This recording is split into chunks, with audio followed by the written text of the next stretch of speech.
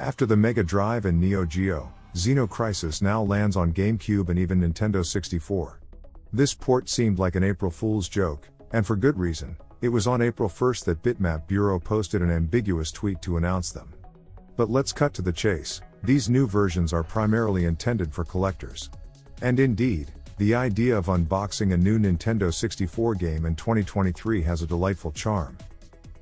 Let's also take a moment to commend the manufacturing quality of the box and cartridge, which are designed to mirror the originals perfectly. I was also eager to see how the game plays with the infamous and debated Nintendo 64 controller.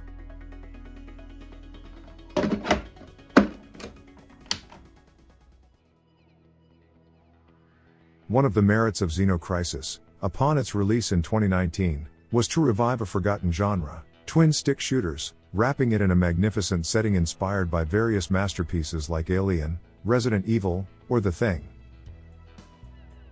The beauty of Nyborg's pixel art is faithfully recreated in this 64-bit edition.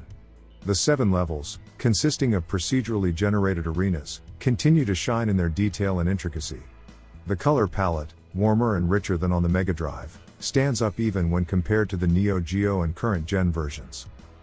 The same can be said for the music, which appears to be on par with the superior versions of the title. Even on a cartridge, compositions by Savage Regime remain equally impressive. A nice touch, the digital voices from the intro haven't been forgotten. However, I lament that the tracks are not continuously played as you would expect from a cartridge-based game.